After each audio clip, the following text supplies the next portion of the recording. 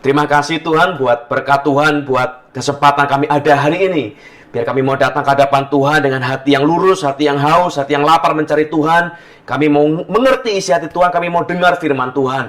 Beri kami hati seorang murid, beri kami telinga seorang murid, beri kami teachable spirit Tuhan. Biar kami bukan sekedar mendengar firman seperti rutinitas biasa kami, tapi biar hari ini firman-Mu itu jadi firman yang berkuasa mengubah hidup kami, mengubah keadaan kami Tuhan. Bicara buat kami, ajar kami untuk kami jadi orang-orang yang menyenangkan hati Tuhan, yang menghidupi apa yang jadi kesukaan Tuhan. Biar hari ini Tuhan kami mau lepaskan setiap beban kami, masalah kami, pergumulan kami Tuhan dalam tangan Tuhan. Kami mau duduk diam, kami mau dengar firman-Mu, dan kami mau mengubah hidup kami seperti apa yang jadi kesukaan Tuhan. Bicara buat kami siap ditegur, kami siap dididik, kami siap diajar dengan firman-Mu. Di dalam nama Tuhan Yesus Kristus, mari kita semua percaya, katakan sama-sama, amin. Shalom Bapak Ibu semua. GBI Sungai Yordan, hari ini saya berdoa kita semua dalam keadaan diberkati Tuhan. Hari ini kita akan belajar dari firman Tuhan. Firman Tuhan itu mengajar bagaimana cara kita untuk menghadapi orang, memperlakukan orang. Kita baca dulu sebentar ya firman Tuhan ya. Lukas pasal 10 ayat yang ke-30 sampai dengan ayat yang ke-37. Lukas pasal 10 ayat 30 sampai yang 37. Saya bacakan firman Tuhan buat semuanya. Jawab Yesus adalah seorang yang turun dari Yerusalem ke Yeriko. Ia jatuh ke tangan penyamun-penyamun yang bukan saja merampoknya habis-habisan, tetapi yang juga memukulnya dan yang sesudah itu pergi meninggalkannya setengah mati. Kebetulan ada seorang imam turun melalui jalan itu. Ia melihat orang itu tetapi ia melewatinya dari seberang jalan. Demikian juga seorang Lewi datang ke tempat itu. Ketika ia melihat orang itu, ia melewatinya dari seberang jalan. Lalu datang seorang Samaria yang sedang dalam perjalanan ke tempat itu. Dan ketika ia melihat orang itu, tergeraklah hatinya oleh belas kasihan. Ia pergi kepadanya lalu membalut luka-lukanya. Sesudah ia menyiraminya dengan minyak dan anggur, kemudian ia menaikkan orang itu ke atas keledai tunggangannya sendiri, lalu membawanya ke tempat penginapan dan merawatnya. Keesokan harinya, ia menyerahkan 2 dinar kepada pemilik penginapan itu, katanya, rawatlah dia, dan jika kau belanjakan lebih dari ini, aku akan menggantinya waktu aku kembali. Siapakah di antara ketiga orang ini menurut pendapatmu adalah sesama manusia dari orang yang jatuh ke tangan penyamun itu? Jawab orang itu, orang yang telah menunjukkan belas kasihan kepadanya. Kata Yesus kepadanya, pergilah dan perbuatlah demikian. Yesus mengajar kita ini hidup, saya percaya semua orang sudah belajar ya, kita mengenal. Semua orang dalam dunia ini punya tujuan hidup, punya panggilan. Dan kita dipanggil untuk jadi terang bagi orang lain. Kita jadi terang untuk sesama kita. Tapi ternyata versi Yesus menulis, menjabarkan dengan lebih jelas lagi. Ternyata setiap kita itu punya 3 cara yang berbeda untuk menghadapi orang, untuk melayani orang, untuk memperlakukan orang. Nah, saya berdoa hari ini kita bisa tahu kita ini masuk kategori yang mana, Bapak Ibu. Orang yang pertama, orang kedua, dan ketiga. Orang pertama dia tulis begini. Yesus mengajar mengumpamakan orang pertama sebagai seorang perampok. Dia berkata, ayat 30 berkata begini. Ada seorang yang turun dari Yerusalem ke Yeriko. Ia jatuh ke tangan penyamun-penyamun yang bukan saja merampoknya habis-habisan, tapi yang juga memukulnya dan yang sesudah itu pergi meninggalkannya setengah mati. Suka atau tidak, percaya atau tidak Bapak Ibu, di sekeliling kita ada orang-orang yang model-model penyamun, robbers. Jadi mereka ini merampas, mengambil apa yang bukan milik mereka. Orang-orang tipe penyamun itu memandang orang lain sebagai mangsa, sebagai korban. Karena mereka didriven dengan greed, dengan keserakahan. Keyword kita, orang-orang tipe ini. Jadi kalau supaya Anda mau mengenali, oh saya ini masuk kategori yang mana, atau mungkin Anda mau mengenali orang di sekeliling Anda, mereka ini tipe penyamun atau bukan, gampang Bapak. Keyword kita adalah what is yours is mine. Apa yang jadi milikmu, itu milikku. Mereka ini tipe orang yang mengambil sesuatu dari hidup orang lain. Mereka tidak memberi, mereka tidak menghidupi, mereka mengambil kehidupan. Mereka merampas. Orang lain, kalau dalam kisah ini, orang itu mau mati, mau hidup, nggak peduli. Nggak ada urusan dengan kita, nggak ada urusan dengan dia. Yang penting, si penyamun ini berhasil mendapat sesuatu, berhasil mengambil sesuatu, berhasil menikmati sesuatu, selesailah sudah. Ada pepatah berkata begini, the takers, orang yang mengambil, itu bisa eat better, makannya lebih enak katanya. Tapi the giver, orang yang memberi, bukan mengambil ya, kita yang memberi, we can sleep better. Kita bisa hidup lebih, kita bisa tidur lebih nyenyak. Artinya, orang yang mengambil memang secara kelihatan kita lebih enak. Oh, makannya lebih mewah, makanannya lebih mahal, barangnya lebih mewah, dan segala macamnya. Tapi, percayalah, Tuhan itu tidak buta. Orang yang mengambil pasti akan terima balasan suatu hari. Tapi kebalikan, orang yang memberi, Bapak Ibu, adalah orang yang akan diberi damai sejahtera Tuhan. Perlindungan Tuhan, penyertaan Tuhan itu ada dalam hidup mereka. Nah, hari ini kita fokus dulu kepada si penyamun ini. Orang-orang penyamun ini, di sekeliling kita, Anda pasti akan mendapati banyak sekali orang-orang tipe penyamun ini. Nah, kita tinggal mengenali mereka dengan ciri-cirinya mereka, berdasarkan firman ini nantinya. Dan termasuk juga untuk mengenali kita. Kita ini termasuk kategori penyamun atau bukan? Karena kalau kita secara duniawi, kita akan berkata, oh bukan, saya ini orang yang baik-baik, saya ini kayaknya orang Samaria. Tapi kan belum tentu, Bapak Ibu. Kualitas kita, siapa diri kita, bukan dinilai oleh perasaan kita. Jadi kalau kita biasanya suka menilai diri kita, semua orang menilai dirinya mesti baik. Tapi biar kita pakai firman untuk mengaca, untuk menilai diri kita masuk yang mana? Orang tipe penyamun ini adalah tipe orang yang kekanak-kanakan. Orang kanak-kanak itu bukan masalah usia, Bapak Ibu. Usianya bisa tua, tapi tingkahnya kayak anak kecil. Banyak sekali yang seperti itu. Nah, dari mana kita tahu? Kita belajar, kita lihat ya, kalau Anda punya anak kecil, mereka itu kalau menguasai sesuatu, lagi main begitu, semua anak kecil akan punya satu pola yang sama. Ada sampai, kalau dari para psikiater dibilang ada namanya Child's Property Law. Hukum kepemilikan anak-anak. Saya bacakan ya buat Anda ya. Ini saya baru dapat artikel, dia berkata begini. Hukum properti anak-anak, Child's Property Laws, itu berkata begini. If I like it, kalau aku suka, itu punya aku. Itu anak kecil. Jadi kalau dia lihat satu barang begitu, dia suka, ya itu punya dia, diambil. Dia nggak akan sharing sama yang lain. Dia berkata, if it is my hand, it's mine. Kalau ada sesuatu barang itu di tanganku, di dalam genggamanku, aku lagi pegang, ya itu punya aku. Kamu jangan ambil. Nggak peduli siapa yang beli, pokoknya kalau di tanganku, ya punya aku. Itu anak kecil, Bapak Ibu. Dia berkata lagi, if I can take it from you, it's mine.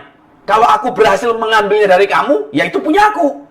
Salah siapa nggak dijaga? Salah siapa kamu kok nggak pertahankan? Jadi pokoknya kalau udah kepegang tanganku, ya punya aku pokoknya. Lalu dia berkata lagi, if it looks like mine, it's mine. Kalau ada sesuatu barang mirip kayak punyaku, yang punyaku juga berarti. Salah siapa kok mirip? Itu anak kecil, dia nggak peduli ini punya siapa, yang nggak peduli. Yang penting pokoknya mirip-mirip punya aku. If I think it's mine, it's mine. Kalau kupikir itu punya aku, ya punya aku. Itu anak kecil. If it's yours, kalau ada satu barang milik Anda, dan itu bisa kuambil, bisa kucuri, bisa kurampas, bisa kupegang, it's mine. Itu anak kecil. Anak kecil itu orang yang paling serakah di dunia. Apa yang dia pegang, ya punya dia. Anda akan jarang, bukan nature alami anak kecil untuk sharing. Sharing itu perlu diajar.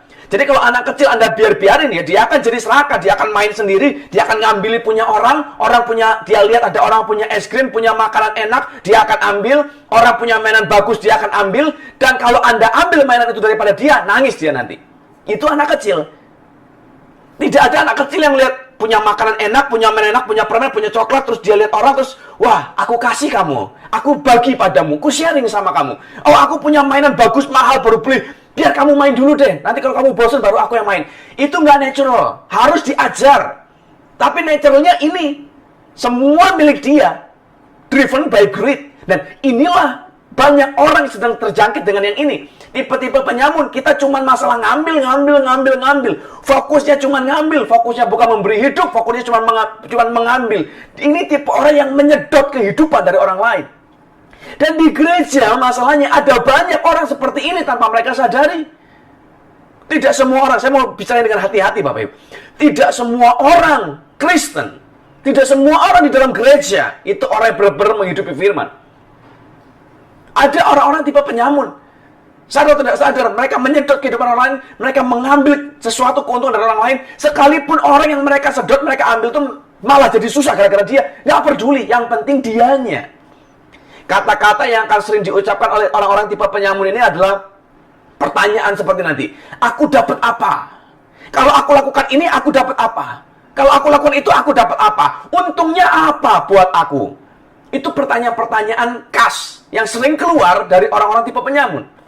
Jadi untuk mengenali siapa orang-orang tipe penyamun sebenarnya sangat gampang kok.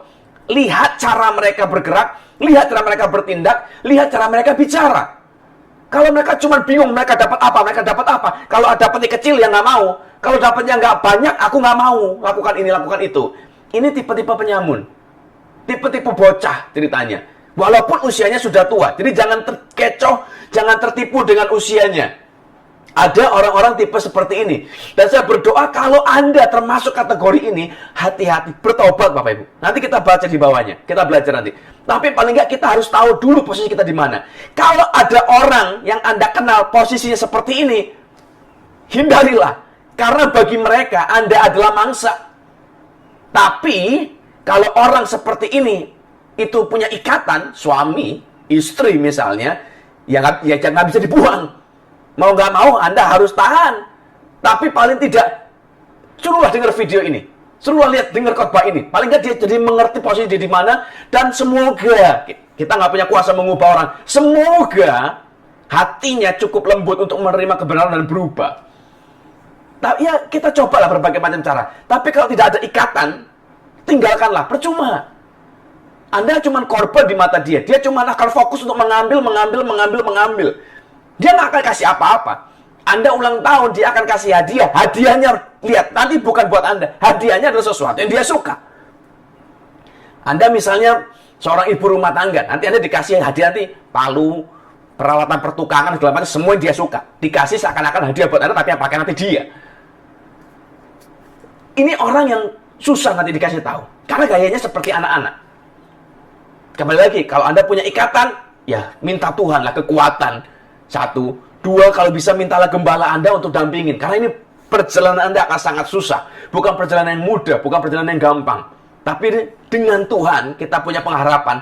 Tuhan bisa ubah orang. Jadi seperti apa yang berkenan di hadapan Tuhan. Jadi kita belajar dulu. Tipe pertama, orang ini adalah orang penyamun. Tipe kedua, kita belajar. The religious man. Orang-orang rohani, ada seorang imam, ada seorang Lewi. They saw a person as a trouble to avoid. Si orang-orang religius ini, orang-orang rohani ini, mereka melihat orang lain itu sebagai sebuah masalah yang harus dihindari. Kita baca dulu sebentar ya. Lukas pasal 10 ayat 31. Kebetulan ada seorang imam turun melalui jalan itu. Ia melihat orang-orang itu, tetapi ia melewati dari seberang jalan. Demikian juga seorang Lewi datang ke tempat itu. Ketika ia melihat orang itu, ia melewatinya dari seberang jalan. Jadi orang-orang ini mereka melihat si korban ini sebagai masalah. Udahlah, jangan ikut-ikutan, jangan dipegang. They driven by selfishness, egois, cuma peduli dirinya sendiri. Kata kunci dari orang tipe-tipe the religious man seperti ini adalah what is mine is mine. Apa yang punya aku ya punya aku. Dan tidak akan kubagi padamu, tidak akan kukasih padamu. Kelihatannya rohani, kelihatannya baik, tapi tingkahnya nggak sama. Gak menghidupi. Dan ini banyak sekali di gereja Tuhan. Makanya banyak orang kepahitan sama orang Kristen gara-gara orang seperti ini. Penampakannya rohani, penampakannya hebat. Oh, baca firman, berdoa, kalau nyanyi angkat tangan, kadang nangis di gereja. Tapi tingkahnya nggak sama dengan firmannya. Tingkahnya nggak sama dengan ajaran Kristus. Ada orang suka berkata begini, wah saya ini orangnya baik loh Pak. Kalau orang baik sama saya sangat lebih baik dari dengan dia. Tapi kalau orang jahat sama saya lebih jahat lagi sama dia. Itu mah jahat berarti. Gak ada orang baik. Wow, saya kalau jahat, aku bisa lebih jahat. Gak ada itu dari mana. Itu orang jahat berarti. Dan itu tipe ini. Mereka merasa dirinya rohani, tapi gak pusing, gak peduli dengan orang lain. Dia lewat, imam ini, si Lewi ini, mereka lewat dari seberang jalan. Gak mau, deket-deket aja gak mau. Dilewati. Itu masalah, bawa waktu, bawa tenaga. Gak usah lah. Nah, tapi sebelum kita judge orang-orang yang religious man ini, kita harus tahu dulu kenapa mereka tidak mau tolong orang ini. Pasti kan ada alasan, Bapak Ibu. Dan sama, dalam hidup ini semua orang pasti punya 1001 alasan untuk membenarkan dirinya sendiri, untuk membenarkan perbuatannya, untuk membenarkan kesalahannya. Tapi, lagi intinya adalah kita mengenali posisi kita di mana supaya kita bisa berubah, supaya kita bisa berpindah. Coba baca dulu sebentar kitab kitab Bilangan pasal 19 ayat yang ke-11. Kitab Bilangan pasal 19 ayat yang ke-11. Orang yang kena kepada mayat, ia najis 7 hari lamanya. Jadi ini salah satu alasan kenapa si orang imam dan orang Lewi ini tidak mau nolongin. Karena mereka kerja di bait suci. Mereka kerja di bait Allah. Dan ada aturan setiap orang yang kena kepada mayat itu najis 7 hari lamanya. Jadi waktu dia lihat, ingat, Yesus ini menurut sebuah perumpamaan. Di awalnya dia kasih penekanan begini.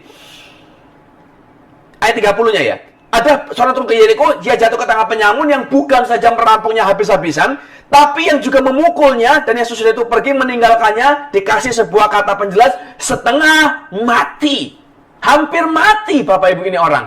Jadi si orang imam dan orang Lewi ini, waktu dia lihat orang ini sudah hampir mati, mereka berpikir, jangan ditolong juga, udah mau mati. Daripada kita tolong, memang masih hidup waktu ditolong, lalu kita tolong, misalnya kita gendong, kita angkat, terus mati di tangan kita. Loh, itu ruwet loh nanti urusannya. Najis 7 hari. Mereka kerjanya di bait Allah. Mereka kerjanya di bait suci. Kalau tiba-tiba najis, nggak boleh masuk, Bapak Ibu. Dan untuk proses pentahirannya, itu sangat ribet sekali. Supaya kita ngerti ya. Sesuatu orang najis, itu bisa ditahirkan. Tapi prosesnya sangat ruwet sekali. Jadi kalau Anda baca dalam kitab Bilangan 19, nanti di ayat di atas dan di bawahnya, itu dijelaskan. Orang yang najis itu bisa ditahirkan dengan ritual tertentu, dengan prosedur tertentu. Salah satu ditulis dengan dijelaskan khusus untuk masalah mayat ini ya. Najis karena mayat, dia tulis begini. Seseorang harus mengambil satu lembu betina yang full warnanya merah. Nggak boleh belang, nggak boleh ada warna lain. Full satu badan merah. Yang tidak bercacat, yang tidak bercela. Yang muda, yang belum pernah dikasih kuk sama sekali, belum pernah dipakai untuk kerja sama sekali. Masih murni ceritanya. Nah, si lembu betina ini yang harus warna merah ini, dia harus disembelih di depan imam. Jadi proses pentahiran ini tidak dilakukan sendirian. Ini ngelibatin banyak orang nantinya. Betapa repot dan ribetnya. Dan nanti coba kita perhatikan ya urutannya, supaya kita tahu. Kita bisa dibenci ini imam nanti lama-lama kalau begini caranya. Si imam, ya lembunya dibawa ke hadapan imam harus sembelih lembu ini. Lalu darahnya dikumpulin, dipercik ke kemah pertemuan sebanyak 7 kali percikan. Lalu setelah itu dikumpulkan semuanya. Daging, tulang, kotoran dari lembunya, semuanya harus dibakar habis sampai jadi abu di depan mata imam. Jadi imam ini nggak boleh kemana-mana. Tunggu di situ. Dan imamnya nggak boleh makan, nggak boleh sambil dibakarnya di sana, lalu dia sambil ngoceh makan bakmi, ngobrol-ngobrol. Udah belum ya? Nggak boleh. Imam harus ngeliatin terus dari awal sampai akhir di depan mata imam. Itu harus dibakar. Nah, bayangkan berapa lama Bapak Ibu bakar lembu segede begitu, bakar sapi begitu ceritanya ya, sampai jadi abu. Itu berapa lama? Itu lebih dari 12 jam loh. Luar biasa loh Bapak Ibu. Gede sekali. Imam harus melototin 12 jam, bayangin saja. Setelah jadi abu, imamnya jadi najis 7 hari. Dia harus masuk ke kemah dan tidak boleh keluar 7 hari. Gara-gara satu orang pegang mayat najis, imamnya ikut najis juga karena dia pegang mayat lembu. Dan orang yang bakar, orang yang ngumpulin abunya itu juga najis. Cuman sampai matahari terbenam selesai. Karena dia ngumpulin abu, bentuknya sudah bukan mayat, sudah beda lagi. Nah, abunya dikumpulin. Setelah dikumpulin berarti si imam yang bakar, yang sembelih najis 7 hari, dia nggak boleh kemana-mana. Yang ngumpulin abu najis sampai pada matahari terbenam. Harus ada orang ketiga yang tahir, yang belum pernah urusan dengan ini sebelumnya, yang nggak ikut pegang mayat, nggak ikut pegang abu dan segala macamnya. Nah, dia akan ambil tempat abu ini, dia bawa keluar dari kemah pertemuan ke tempat yang tahir, yang netral, untuk disimpan di situ, dicampur sama air, Bapak Ibu, diaduk. Nah, setelahnya air inilah yang disebut sebagai air pentahiran.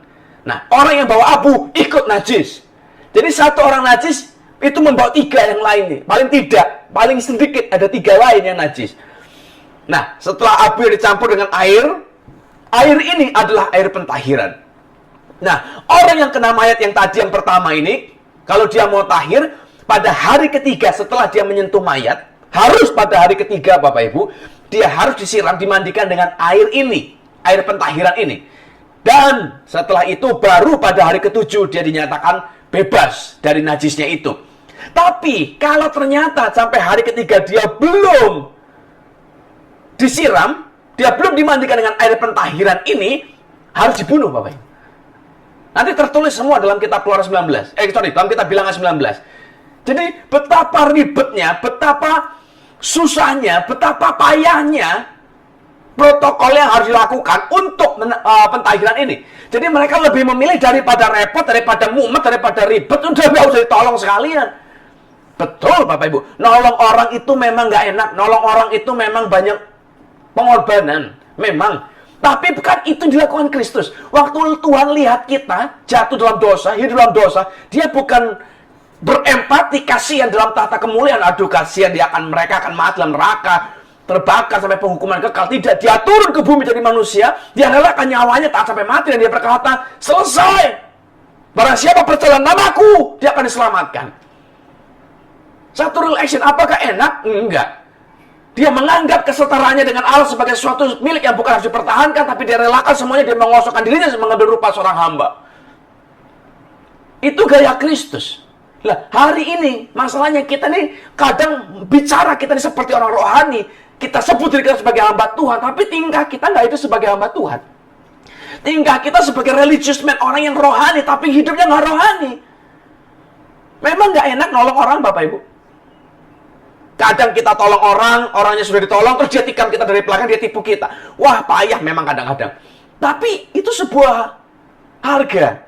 Kalau ada orang yang benar, yang kita tolong, pertolongan kita itu tidak terlupakan, sebenarnya itu bisa mengubah hidup orang loh, Bapak Ibu. Jadi saya berdoa baik-baik. Ayo mulai berubahlah. Jangan cuma jadi sekedar orang religius, tapi berubahlah. Saya di rumah punya merpati, Bapak Ibu, burung merpati, burung dara. Banyak. Dan saya ini kasih mereka itu tempat makan, cerita panjang begitu. Kadang ada yang bulat gede, ada yang panjang. Saat itu isinya jagung. Kalau dikasih, ditaruh di tanah, itu satu tempat makan itu bisa muat mungkin 6 ekor sekali makan. Jadi bayangannya kan ya, kalau tempat itu dikasih 6 ekor akan makan bersamaan, akur, rukun, begitu ceritanya. Tapi kenyataannya tidak, Bapak Ibu. Begitu tempat makan itu ditaruh, datanglah 6 ekor itu, lalu yang terjadi adalah berantem. Satu dipatok, disuruh minggir, diusir, kejar-kejar nggak karuan. Lu tempatnya gede, bisa buat makan 6 ekor barengan, tapi ternyata enggak. Ribut aja berantem. Satu dicocok terus lari. Yang rajanya, penguasa kawanan ini, yang merpati preman ini, dia kejar yang satu, kalau dia pergi, yang lain nanti akan diem-diem nyelinap makan. Dia balik usir satunya, yang lain makan. Hidup itu struggling setiap hari. Tidak peduli berapa banyak jagung yang saya kasih, tidak peduli seberapa gede tempat yang saya kasih, tetap begitu terus. Dan masalahnya ini yang terjadi dalam kehidupan kita. Saya yang beli tempat makannya, saya yang beli jagungnya, saya yang kasih mereka burung darahnya. Mereka ini tidak dapat makan karena they earn it, enggak. Karena grace, kasih karunia dariku. Saya yang beli, saya yang atur, saya yang siapin, saya kasih. Mereka tinggal nikmatin. Kan enak ya? Nggak usah kerja, nggak usah beli jagungnya, nggak usah ngumpulin duit. Tinggal diam, datang pagi sore ada jagung, ada makanan. Tapi mereka membuat hidupnya jadi susah. Harus rebutan, harus berantem, harus begitu-begitu segala macam. Kenapa? Ada gaya penyamun, gaya-gaya preman, ada gaya-gaya religious man. Kelihatannya baik. Merpati itu selalu identiknya dengan kasih, damai. Tapi ternyata begitu masalah makan, yuk preman juga cocok-cocokan. Cucuk-cucukan, saling mematok dan segala macam, saling mengusir. Ternyata sama. Padahal kalau mereka mau, kalau semuanya punya konsep yang sama, bahwa semua is all by grace, semua karena anugerah, kita tinggal menikmati, hidup ini akan sangat jauh lebih indah loh Bapak Ibu. Termasuk dengan kita. Kalau kita itu cuman greed, egois, serakah, egois, ya susah hidup kita ini. Toh semua yang kita punya itu dari Tuhan kok Bapak Ibu. Dan orang lain juga punya bagiannya masing-masing. Kita nggak perlu iri sama orang. Kalau Tuhan berkati seseorang lebih dari kita, ya puji Tuhan, biarin lah, biarin nikmatin. Kalau ada Tuhan izinkan orang mengalami kondisi di bawah kita, ya kita bisa tolong, kita tolong lah Bapak Ibu. Hidup itu enak, hidup itu indah, hidup itu sederhana. Jangan dibuat ruwet. Jangan kita terus bertrik-intrik kayak Mission Impossible. Kita mulai merancang, kita atur strategi, kita atur operasi rahasia. Bagaimana caranya orang yang lebih hebat dari kita, orang yang lebih baik dari kita bisa jatuh, turun, bangkrut, dan kita yang terima kekayaan, terima kita kemuliaan, kita yang terima keuntungan. Itu jahat sekali. Ngapain kita menghabiskan waktu, energi, dan tenaga untuk membuat rancangan-rancangan setan, rancangan iblis yang salah? Buat apa? Tapi ternyata banyak loh Bapak Ibu, orang seperti itu. Mereka tidur merancang, aku akan ketemu si A, aku bagaimana caranya supaya bisa begini, supaya bisa begitu, bagaimana caranya bisa goal, bagaimana caranya. Yang dipikiri panjang lebar. Hidup itu tinggal lurus-lurus loh sebenarnya. Hidup ini sudah susah, jangan dipikir banyak drama-drama lagi lah. Yang drama dihilangkan. Jangan hidup terlalu greed, jangan terlalu serakah, jangan selfish. Nikmati anugerah Tuhan yang Tuhan sudah kasih buat kita hari ini, makanan kita hari ini, nikmati. Kalau orang bisa hidup dengan bersyukur, enak hidup kita Bapak Ibu. Mulailah care sama orang. Kejadian, kalau baca kita Kejadian pasal 4 ayat 9. Suatu ketika Tuhan nanya pada Kain, di mana saudaramu? Lalu Kain nanya, dengan marah dia berkata, emang aku penjaga saudaraku? Iya Bapak, yes you are. Kau penjaga saudaramu, kalau enggak, kau enggak bakal nanya. Kita ini penjaga saudara kita. Kita ditaruh di sini, di kota ini, di keluarga ini, dengan keadaan seperti ini, untuk menolong orang lain. Bukan hanya untuk kita. Bukan malah kita nyedot hidup orang, ngambil hidup orang. Tuhan taruh kita di bumi, to add life. Not to take life. Bukan ngambil hidup orang lain. Bukan buat nyusahin hidup orang lain. Untuk jadi berkat buat orang lain. Jadi garam, jadi terang. Bukan jadi racun, jadi gelap. Bukan. Kalau ada orang seperti ini, model-model religius, gayanya rohani, pelayanan, tapi tingkahnya nggak jelas, tinggalkan Bapak Ibu. Dari mana kita tahu siapa orang-orang seperti ini? Kita cek firman ya. Sebelum perumpamaan ini ditulis, saya bacakan dulu lah dari ayat 25-nya. Lukas pasal 10 ayat 25 sampai 28. Sebelum perumpamaan ditulis, sebelum Yesus memberi perumpamaan ini, ada seorang ahli Taurat itu nanya sama Yesus. Saya bacakan ya. Pada suatu kali berdirilah seorang ahli Taurat untuk mencoba Yesus, katanya, "Guru, apa yang harus kuperbuat untuk memperoleh hidup yang kekal?" Jawab Yesus kepadanya, "Apa yang tertulis dalam hukum Taurat? Apa yang kau baca di sana?" Jawab orang itu, "Kasihilah Tuhan Allahmu dengan segenap hatimu dan dengan segenap jiwamu dan dengan segenap kekuatanmu dan dengan segenap akal budimu. Dan kasihilah sesamamu manusia seperti dirimu sendiri." Kata Yesus kepadanya, "Jawabmu itu benar." Jadi orang ini tahu firman, tahu Taurat, tahu hukum. Jawabmu itu benar. Lalu perhatikan kata-kata Yesus. "Perbuatlah demikian, maka engkau akan hidup." Perintah Tuhan itu bukan supaya kita tahu sesuatu, supaya kita ngerti firman, supaya kita ngerti hukum, ngerti Taurat, ngerti kebenaran. Bukan hanya ngerti, tapi perbuatlah demikian, maka kau akan hidup. Yang kita membuat kita hidup itu bukan karena kita ngerti loh, bukan karena kita tahu hafal firman, bukan, tapi karena kita melakukannya. Ayat 37 di bawahnya dibilang begini. Setelah perumpamaan itu ditulis, Yesus ngomong lagi. Jawab orang itu, orang yang telah menunjukkan belas kasihan kepadanya, kata Yesus, "Pergilah dan perbuatlah demikian." Perbuatlah, kata perbuat ditulis 2 kali Bapak Ibu. Ada emphasize, ada penekanan, ada pengingat betapa penting. Perbuatlah, jadi jangan cuma tahu, tapi perbuatlah. Jadi ada orang-orang yang memang kadang-kadang tidak peduli, kelihatannya rohani tapi nggak care sama orang lain. Kelihatannya rohani, bisa ngomong, bisa ngajar, bisa khotbah, tapi nggak bisa menghidupi. Itu gaya-gaya orang religius yang tidak benar di hadapan Tuhan. Hidupi dong. Bisa ngomong, bisa ngajar, ya buktikan, kerjakan, lakukan. Itu kualitas, itu value Bapak Ibu. Jadi saya berdoa hari ini kita bisa menghidupi yang benar. Tahu yang benar dan yang salah. Yang ketiga adalah orang Samaria. Saya bacakan ya. Ayat 25-nya. Ayat yang ketiga dia berkata begini. Ayat 35. "Rawatlah dia, dan jika kau belanjakan lebih dari ini, aku akan menggantinya waktu aku kembali." Orang yang ketiga, orang Samaria ini melihat orang lain sebagai opportunity, kesempatan untuk melayani Tuhan. Jadi waktu kita melayani orang lain, orang ya, itu sama nilainya dengan kita melayani Tuhan. Jadi melayani Tuhan, saya ngomong dengan hati-hati. Melayani Tuhan itu bukan hanya di gereja. Dan saya pribadi, saya berkata begini, pelayanan di gereja adalah bagian kecil dari pelayanan kita pada Tuhan. Nggak ada ayat yang ditulis begini, kalau kau melayani tempat ibadah, itu kau melayani Tuhan. Tidak.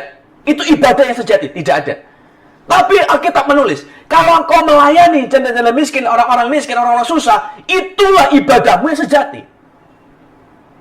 Saya ini ngomong dengan hati-hati, Bapak. Saya bukan bilang, oh pelayanan di gereja pasti jelek. Tidak. Tapi itu yang satu bagian kecil. Tapi bagian besarnya di mana? Waktu kita melayani orang. Love your neighbors. Kasihlah sesamamu manusia. Kita nggak bilang begini, dua hukum yang terutama. Kasihlah Tuhan Allahmu, kasihlah gerejamu. Tidak. Kasihlah Tuhan Allahmu, kasihlah sesamamu manusia. Itu dua hukum yang terutama. Jadi hari ini kita disuruh mengasihi. Kata kunci dari orang Samaria, dari orang yang ketiga adalah what is mine is yours. Apa yang kumiliki akan kubagi padamu. Apa yang ada padaku akan kuberikan untukmu demi kebaikan. Bukan berarti kita jadi orang bodoh, punya kita apa, terus kita lepas semua sampai kita jadi gembel. Bukan loh Bapak Ibu. Saya berdoa supaya Anda tidak pelintir-pelintir firman ini. Tapi apa yang kita punya, kita sadar semua yang kita punya itu karena anugerah Tuhan, Tuhan yang beri. Kita perlu mengerti, Tuhan kasih kita sesuatu, Tuhan percayakan kepada kita harta misalnya, Tuhan percayakan kepada kita talent misalnya, Tuhan percayakan kepada kita sesuatu untuk sebuah tujuan. Anda nggak akan kasih sesuatu yang berharga kepada orang lain kalau nggak ada tujuannya. Anda punya emas misalnya, Anda nggak akan kasih kepada orang lewat nggak jelas. Oh ini ku kasih titip, nggak mungkin. Pasti kalau Anda sampai kasih sesuatu pasti ada tujuannya dong. Contoh, kita kasih kelang atau kalung atau cincin kepada anak kita yang mau menikah, kan ada tujuannya. Ini serahan buat kamu sebagai pegangan hidupmu. Nanti kalau butuh bisa dijual, karena kamu akan mulai rumah tangga baru. Ini supaya kamu punya sesuatu, supaya kamu dihargai, supaya kamu dilihat, supaya kamu gak dihina orang, misalnya. Kita semua pasti punya tujuan. Gak mungkin sesuatu berharga kita kasih tanpa tujuan. Sama, Tuhan kasih kita sesuatu dalam hidup ini karena dia punya tujuan. Harta kita dikasih kepada kita karena sebuah tujuan. Hidup kita dikasih kepada kita karena sebuah tujuan. Jabatan kita, pekerjaan kita, profesi kita dikasih dengan kita kepada kita oleh Tuhan dengan sebuah tujuan. Nah, masalahnya tujuannya apa? Tujuannya adalah supaya kita memberkati orang lain. Dan perhatikan, orang Samaria dengan orang Yahudi, mereka tidak kumpul bersama loh Bapak Ibu. Anda dalam Alkitab, Anda akan seringkali mendengar kata-kata, mendengar cerita orang Samaria itu dibuang. Jadi menurut sejarahnya orang Samaria itu adalah orang Yahudi aslinya sebenarnya yang menikah kawin campur dengan orang lain, dengan bangsa lain. Jadi mereka dianggap najis, dibuanglah mereka dari komunitas, mereka tidak dianggap sebagai bangsa kafir, bangsa lain lah ceritanya. Jadi orang Samaria dan orang Yahudi mereka tidak berkumpul bersama, tapi compassion, belas kasihan membuat dia melewati batas agama, batas ras, batas suku, batas kebiasaan, batas adat mereka. Itu belas kasihan. Kita nggak nolong orang kalau kita tanya agamamu apa. Kita nggak nolong orang kalau kita tanya dulu, kau suku apa? Enggak Bapak Ibu. Waktu kita punya belas kasihan, kita tolong orang. Dan perhatikan, karena dia orang Samaria, pengetahuannya, pengertiannya, pengenalannya akan Tuhan pasti kalah dibanding orang imam dan orang Lewi, the religious guy yang tadi. Tapi toh dia bukan hanya sekedar nggak ngerti, dia tidak terlatih secara ministry, dia nggak sekolah ministry, nggak sekolah pelayanan, dia nggak ikut komsel, dia nggak ikut training dan segala macamnya. Secara knowledge mungkin dia nggak pinter, secara knowledge mungkin dia nggak hebat, tapi dia menghidupi. Ingat yang tadi, pergilah dan perbuatlah demikian. Kata perbuatlah firman itu ditulis 2 kali, maka kau akan hidup. Ini orang Samaria, dia tidak nunggu dulu, nunggu aku sekolah kitab dulu ya, nunggu aku pinter dulu ya, nunggu aku nggak dosa lagi ya, nunggu aku kudus dulu ya, nunggu aku pelayanan dulu ya, nunggu aku jadi pendeta dulu ya, baru aku layani. Tidak, dia tidak nunggu, dia tidak tahu banyak, tapi dia melakukan apa yang dia tahu. Ya jadi masalah kadang-kadang kita ini tahu banyak, tapi nggak lakukan apa-apa. Terus bagaimana caranya orang bisa lihat Kristus dalam hidup kita? Bapak Ibu nggak bisa. Dan saya berdoa hari ini, dari penyamun, the robbers, the religious guy, the Samaritan, orang Samaria, yang mana kita? Kalau Anda ada di golongan penyamun, atau di golongan orang religius, yang sekedar berkedok agama, tapi tidak melakukan apa-apa, bertobat ya hari ini. Berubahlah. Compassion, belas kasihan, itu melebihi batas ras, suku, agama. Melebihi batas kepentingan. Kita tidak pernah menulis bahwa orang Samaria ini seorang kaya raya, tidak. Tapi, dia tulis, Aku bayar, dia bayar. Dia naikin kedelai tunggangan sendiri. Dia minyaki dengan anggur, dengan minyak. Dia berkorban. Dan Alkitab menulis begini, rawatlah dia, dan jika korbannya kelebihan ini, aku akan menggantinya waktu aku kembali. Waktu aku kembali, berarti dia mau pergi ke suatu tempat, tapi nanti dia balik lagi.